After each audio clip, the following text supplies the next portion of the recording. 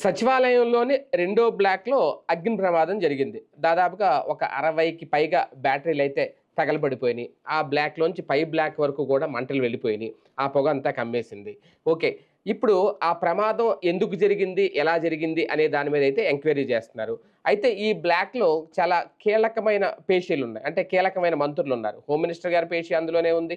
కందులు దుర్గేష్ గారి పేషీ అందులోనే ఉంది. నాదెండ్ల మనోహర్ గారి పేషీ వీళ్ళందరూ గూడా కీలక శాఖల మంత్రులందరూ గూడా అక్కడే ఉన్నారు. అంతేకాదు అందులో వైఎస్ఆర్‌సీపీ గత ప్రభుత్వ హయాంలో తీసుకున్న నిర్ణయాలకు సంబంధించిన కీలక ఫైల్‌లు కూడా ఉన్నాయని, వాటిని తగలబెట్టేసే ప్రయత్నంలోనే ఎవరో కావాలనే కుట్ర చేశారు అనేది ఒక అనుమానం. అది కూడా తెలుగుదేశం పార్టీ నాయకులు లేదంటే సోషల్ మీడియా రేజ్ చేసిన ఒక డౌట్ అనుమానం అన్నమాట అది. ఒక కీలకమైన పాయింట్. ఇప్పుడు దాని మీద ఎంక్వైరీ చేస్తున్నారు. అయితే అసలు ఎందుకు అక్కడ అగ్ని ప్రమాదం జరిగింది? ఒక సచివాలయం లాంటి ఆ బ్లాక్‌లో అంత అభద్రతగా ఉన్నారా అక్కడ? లేదంటే అక్కడ ఏర్పాట్లు అంత దారుణంగా ఉన్నాయి. గతంలో చూసుకుంటే అప్పట్లో జగన్మోహన్ రెడ్డి గారి హయాంలో ఒక బ్లాక్‌లో ఆ బ్లాక్ నాకు కరెక్ట్‌గా ఐడియా గానీ వర్షం వస్తే కారిపోయిందప్పుడు. అప్పుడు వర్షాలొచ్చేసినాయి, లీక్ అయిపోయింది. నిర్మాణాలు ఎంత డొల్లతనంగా ఉన్నాయా అనేది అప్పుడొచ్చిన పాయింట్.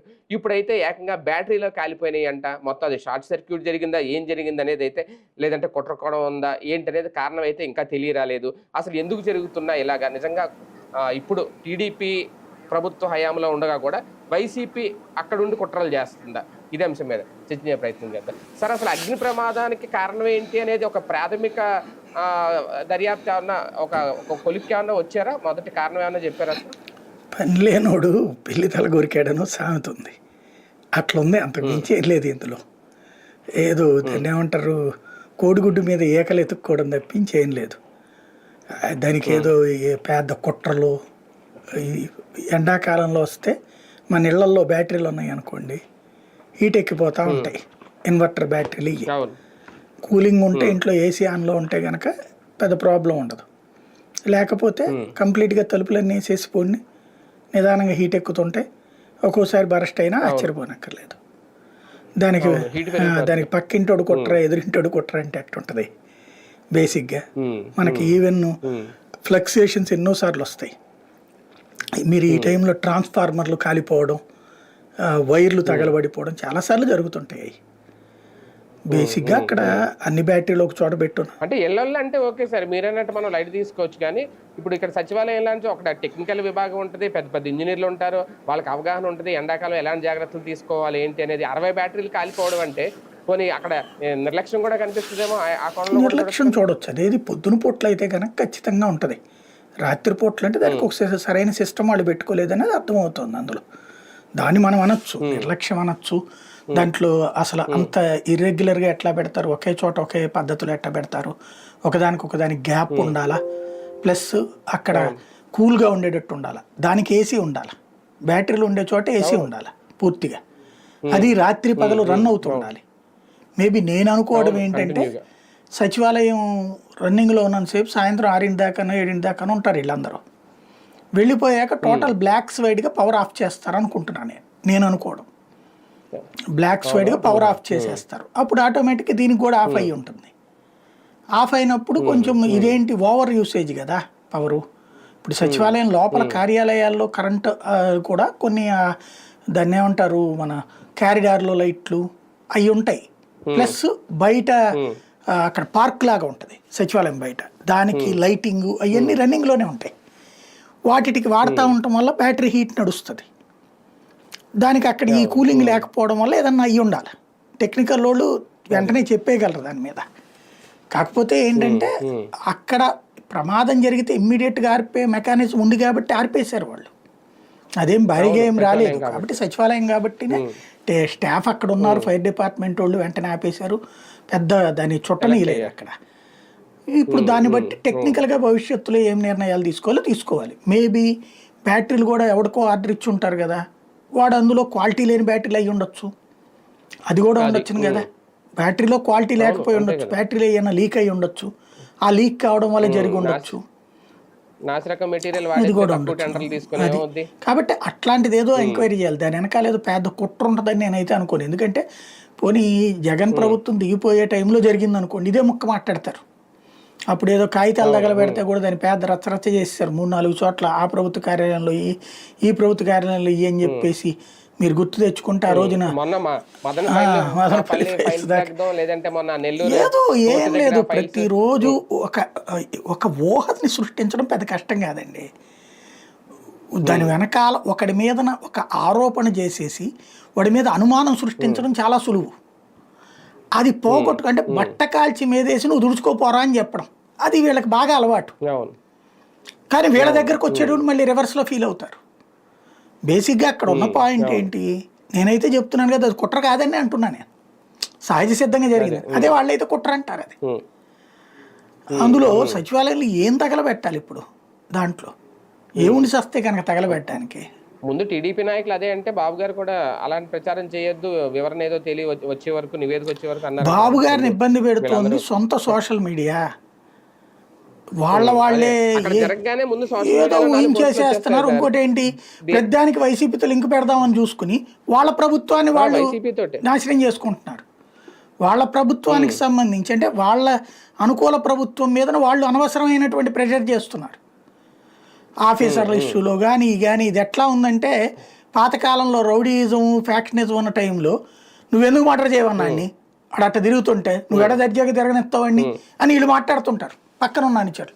ఇక్కడ ఇంకో పాయింట్ కూడా సార్, ఏదైనా అంటే ఒకటి వైసీపీ ఇప్పుడు ఇది అసందర్భం అనుకోండి, YCP social media TDP social media ఎంత షార్ప్గా పనిచేస్తున్నారంటే, ఏదైనా ఒక ఇన్సిడెంట్ జరిగినా కానీ మీరు అబ్జర్వ్ చేయండి, ఒక 2-3 అవర్స్లో ఒక అద్భుతమైన కథనం వచ్చేస్తుంది.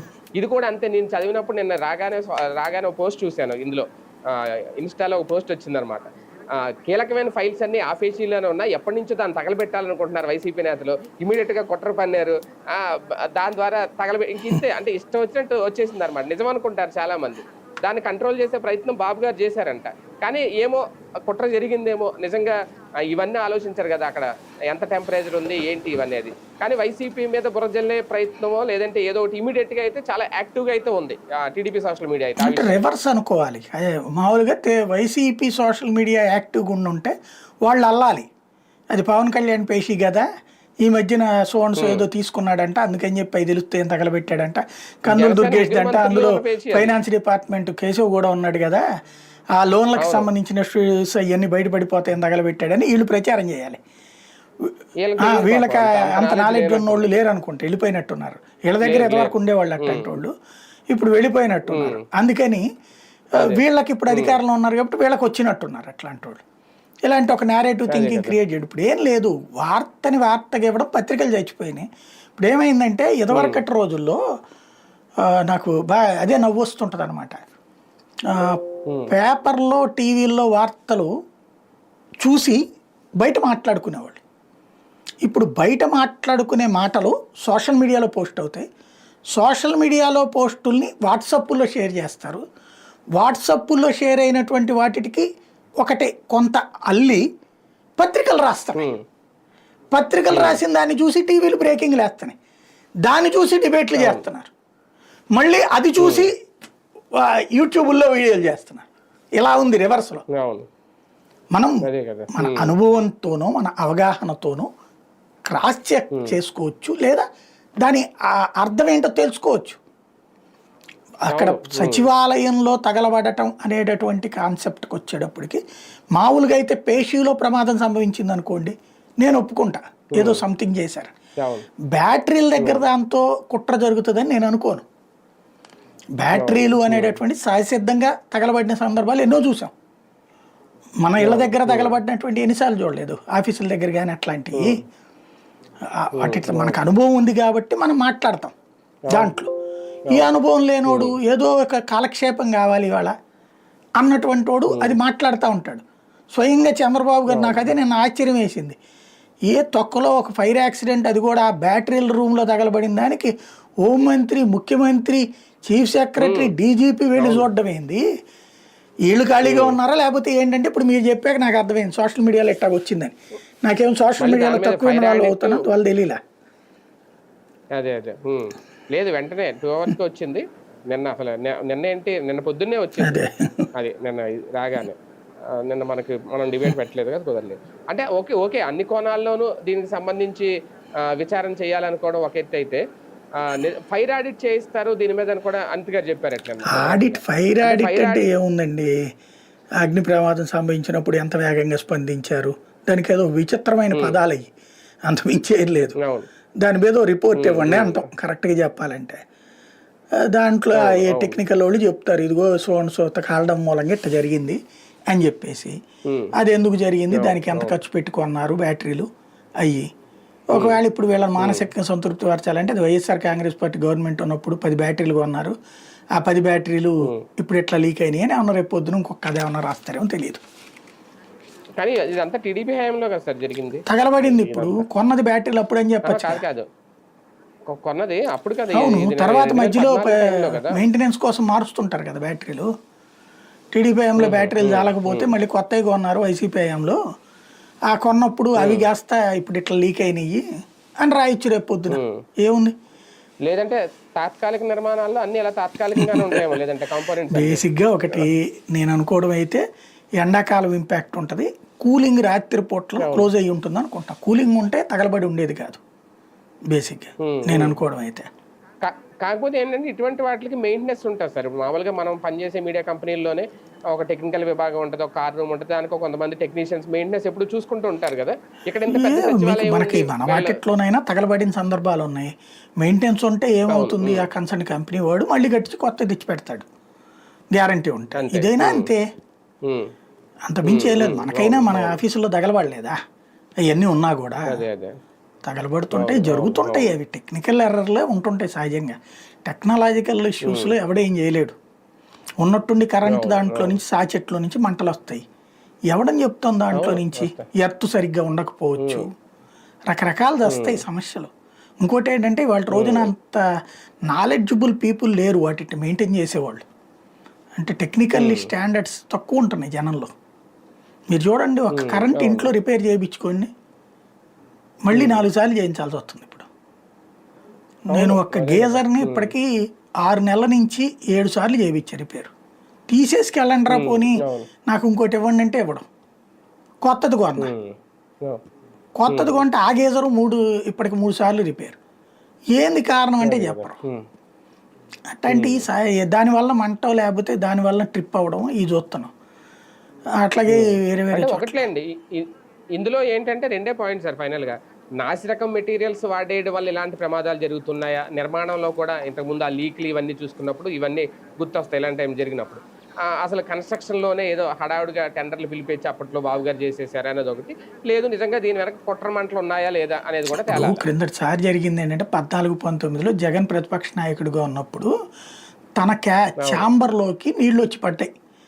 అప్పుడు ఇట్లాగే కుట్ర అని చెప్పి చెప్పారు, స్లాబ్ కారణీయ నీళ్ళు అంటే కుట్ర జగనే చేయించుకున్నాడు, అక్కడ బొక్క పెట్టాడు అన్నారు. తర్వాత తేలింది ఏంటి అక్కడ ఫైనల్గా ఆ పైన క్లీన్ అదే అది సెటరేట్ చేసేటప్పుడు ఆ నీళ్లు బయటకు పోయేదానికి ఇది పెడతారు, పిడి పెడతారు వాటర్ పోకుండా.